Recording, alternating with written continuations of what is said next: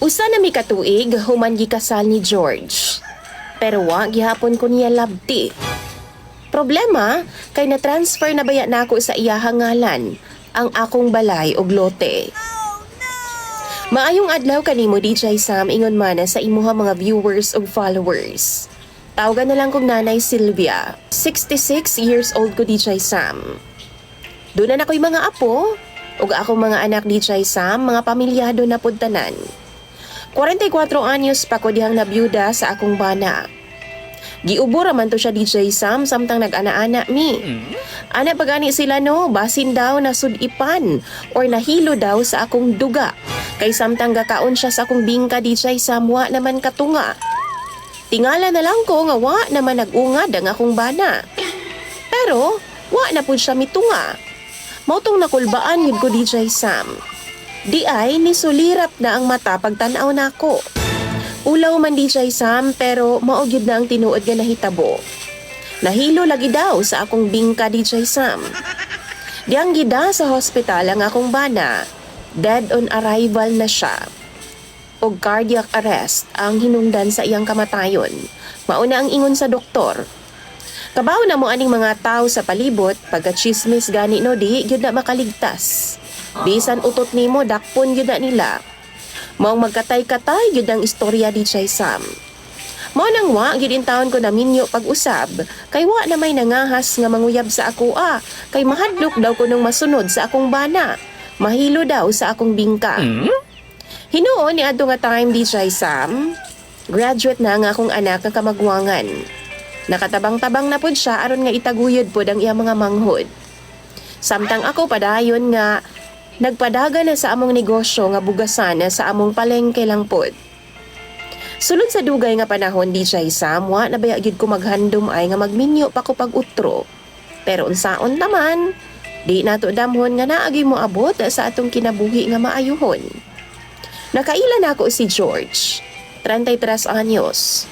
Barangay pulis siya dinhi sa among lugar DJ Sam. Nanguyab siya nako. Naani siya ka live-in partner dati, pero nagbuwag sila kay wa na magkasinabot. 2 ka buwan pod ming magkarelasyon ni George DJ Sam, hangtod nga nasabutan namo ang magpakasal ming duha. Ana ba siya? Pwede ba daw nga pangayuon niya ang lote ug balay DJ Sam? In case lang daw ba, di na daw mailog sa ako mga anak. Puhon matiguang daw ko, basin daw magka-interest daw ba nga ako mga anak. Tapos, wa daw mi panggasto puhon-puhon. Nisugot pod ko.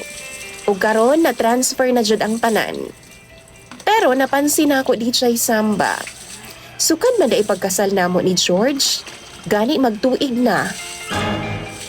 Wa pa man gihapon ko niya ana-ana Nahadlok ba siya nga tingalig mapareha sa akong bana nga nahilo lagi daw sa akong bingka sama sa chismis ba sa uban?